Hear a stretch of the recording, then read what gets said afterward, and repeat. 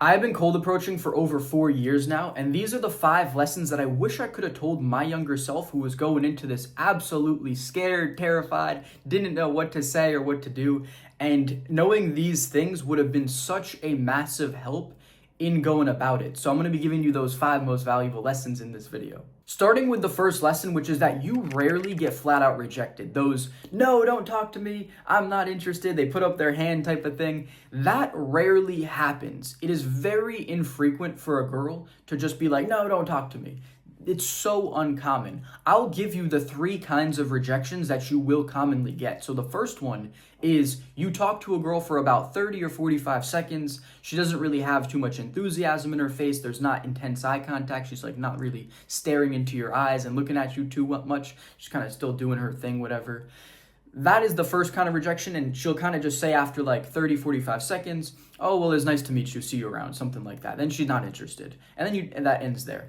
The next kind of rejection comes after about 2 or 3 minutes. Maybe you're dealing with a nicer girl, more flirtatious, more fun, and she's enjoyed talking to you. But when you ask for her info or you ask to do something else, like grab a drink or whatever, she shuts it down there. That's the second kind of rejection.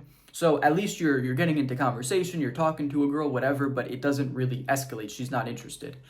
And then the third one will be you get the info, but she's not interested to follow up with you. So you talk to her for 2, 3, 5, 10 minutes, and then nothing really comes out of it. It's just like she just gave you her info. She was being a fun, nice, bubbly person, but she didn't really, really like you. So those are the types of rejections that you will see being someone who talks to girls and being someone who's talked to at least 1,000+ girls. That is what I've really noticed. It kind of just comes down to one of those 3 things. You rarely get the hand. Like if you get the hand, and it's usually your fault too, like the way that you approached or the situation, it just wasn't appropriate. And you'll kind of learn those things over time so you won't do those stupid approaches that lead to rejections.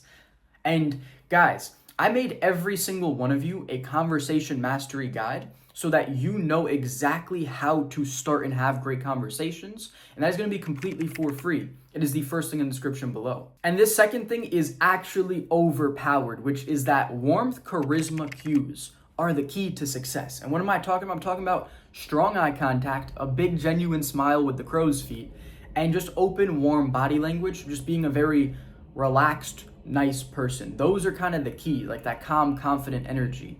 This is what will get you all the success that you want. When you lead with a big smile, eye contact, it's very hard for people to not be receptive to you. If you come in with a straight face and you're like kind of looking weird, it's very easy for people to reject you. You can kind of see the 2 differences. But if you come in this big smiley person, especially like when I'm in a social flow state, just imagine this for a second, like I'm at the bar, I'm grabbing a drink, there's a girl next to me, I'm just saying hi to her, talking, I got that big smile, I'm talking to her. At some point, like, she walks off, I look off to the side, there's a girl in the booth who makes eye contact with me, and we smile at each other. I immediately just go up and walk to her, and then talk to her. Like, that's kind of how a great night goes. Is like, if you're out at night and you're, like, just going from one conversation to the next, the whole night you have a smile on your face, you're just making eye contact with girls, going up and talking to them. That is like the best case scenario, you know? So with those sorts of cues, it makes you a very warm, approachable person. And being in a social flow state is really the cheat code to do that. It's hard to just smile when you're standing by yourself or something. So talking to a lot of people, getting into that social flow state is kind of a cheat code to get those warmth, charisma cues going. But even when you just go up and talk to a girl, like if you're at the gym, you're going to want to just really, make a big smile and go up and talk to her and be like, hello, what's your name? And introduce yourself and seem like a very friendly, nice person. That's kind of the key. So this is so important for getting initial success when you just go up and talk to someone. And now the third lesson is for those of you who do not know what to talk about, as my younger self didn't. I didn't know what to say to start the conversation, to carry it. And after reading a few books on social skills at 19, it became clear as day what to talk about. So what I started doing is just talking to girls about their favorite subject. And what is their favorite subject? It's themselves, because in the laws of human nature, there is the law of narcissism, which is so true, which is that deep down, everyone is on the narcissistic spectrum. Everyone is out for their own self-interest. And this is the truest thing ever. I've realized this within myself and within others. the more that you really try to observe this, the more that you'll see it. But everyone's favorite thing is themselves. So girls especially. So all you got to do is start talking to a girl about herself. That's the highlight of a conversation, is you too, right? She's going to ask you questions about you as well. So it's the two of you and your personal lives is what I talk to girls about. I don't really talk about anything else. Like, unless she had something she was deeply passionate about, like a sports team or whatever, of course, I'll let her talk about it. But for the most part, it's, where is she living? Like, what has she been doing here? Is she working in school? Why is she studying that? How does she like her work? And it evolves from there. It goes into many different subjects, and it can get very, very deep from those things. You never really know where a conversation's going to go, but it's always just about getting to know the other person on a deeper level. It's never just like I don't know what else to talk about, honestly. I haven't talked about anything else. So I wouldn't know what else to say, but that's what I talk to girls about, is themselves. And I ask personal questions, open-ended follow-up questions. I genuinely listen.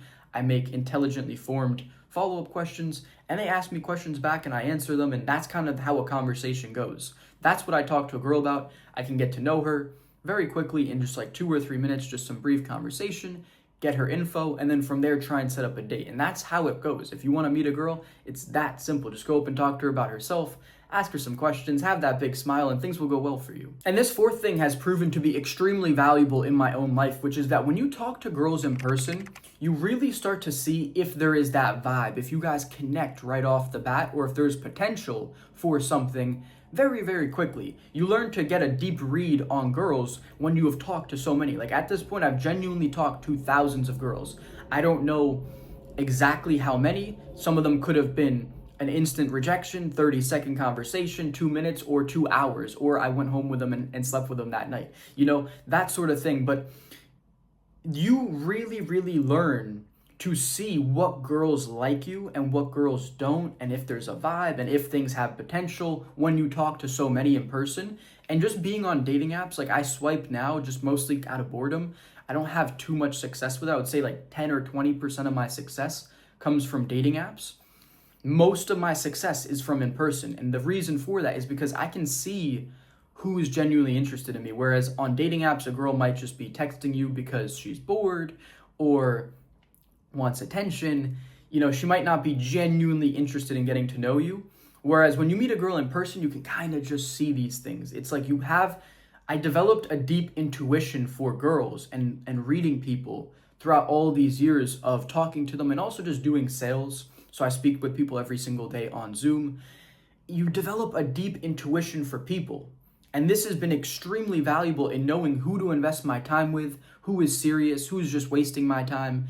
And it kind of gives you those little cues. Like, you can really pick up on little things. Like, I can look into a girl's eyes and know if she wants to fuck. Like, I'm not saying that to brag or boast. I'm being genuinely serious.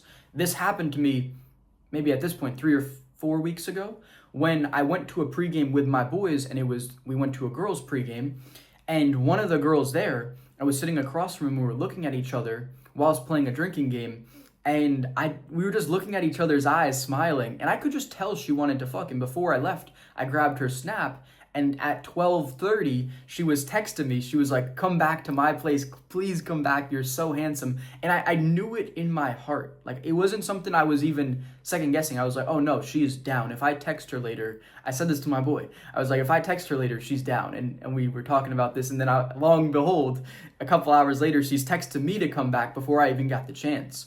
So that is how it goes. You can develop a really deep intuition for girls, and you'll know who's serious, who's really into you, who's just wasting your time. And this will only come if you talk to a lot of people. It's not gonna happen just automatically. You can't watch a YouTube video and be like, "Oh, now I have deep intuition because I listened to Seb's 5 lessons." You actually have to go out there and apply this and talk to a lot of girls. And one thing that I say that some people fucking lose their mind about is I think you have to go all the way to sleep with a girl to really see these things. There's so many times when I have had a girl who was all over me, but at the end of the night when I told her to come back with me, she was like no and chickened out or whatever happened.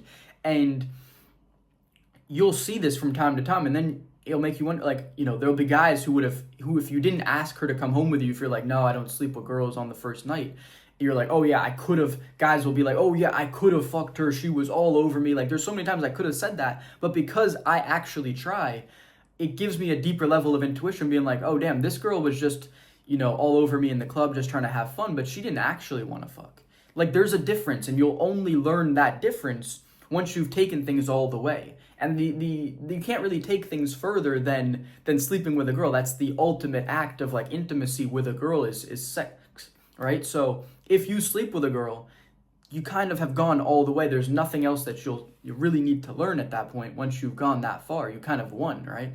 So you'll also start to see what happens, after sex, like follow up, trying to set up second dates or hang out with them again. And it's really valuable to go through that full spectrum. And this last thing is extremely valuable if you're someone who's very results based, like you want to win, you want to get her number, you want to go on a date with her, you want to sleep with her, and you have a hard time taking rejection or having that process oriented mindset.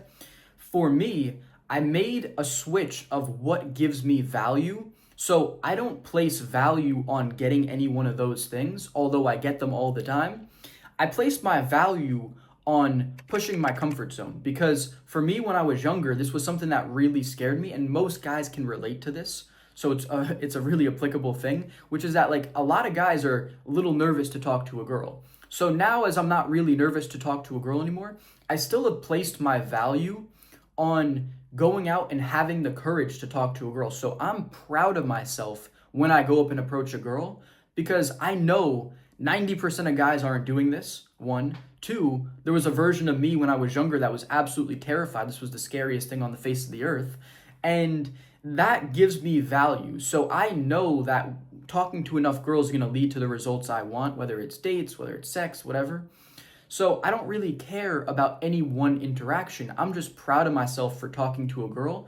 And even if I get rejected, I genuinely walk away feeling way better about myself and feeling like the man, because I went out and did something, like I said, I know most guys aren't going to do, that made my younger self scared. So I walk away feeling great, even from a rejection. It doesn't matter to me. So that is one of the key things that you can do to really have long-term success, is change the way that you get value from this. So winning shouldn't be getting the number, date, or sleeping with a girl. It should be putting yourself out there, trying, talking to a girl, having the courage to go and do it. That is what's really going to change the game for you, because now you're in a process-oriented mindset instead of a results-based mindset. And this is absolutely the cheat code, because you're going to get rejected. That's part of this. I mean, like, you're going to get rejected. That's life. Life is full of rejection. So if you can't handle rejection, you're not going to succeed in life, let alone with girls. So that's kind of the last thing that I really want to leave you guys with. That's really going to change the game for you. Like, making this mindset shift absolutely revolutionized everything for me, because I remember one time when I was 18 and I first tried to cold approach girls ever before I made my self-development transformation, and I got rejected by 2 girls in the mall, and I didn't cold approach again for months. I was like, fuck this, I'm never talking to girls again. And then after that, like I've been saying, I get rejected all the time. I was just rejected yesterday. I had like one of those flat out rejections. It was because I just went up to this girl. It's hard to see age, especially with girls who are in the gym and whatever. So I just went up to this girl and she said she was 17, and I was like, oh, okay, have a nice workout. I'm sorry for bothering you, whatever. But you don't know, like it's hard to tell sometimes with age. Like, girls look way older these days. But it was a kind of a flat out rejection, but I didn't care. I was like, oh, okay, cool, no worries. And when I did my thing, and the other day I talked to a girl and it went really well. Like, I talked to her for 2 or 3 minutes. We had a great conversation. She was definitely into me, got her snap. We've been snapping. I'm trying to set up a coffee date now. That's just how it goes. So you can't let any one interaction ruin things for you. So that's the last thing, really switching to that process-based mindset where you don't take things too serious is really going to change the game for you. And once again, if you want to know how to start and have great conversations, I made the Conversation Mastery Guide for every single one of you. That's really going to help you out. That's completely for free. It's the first thing in the description below.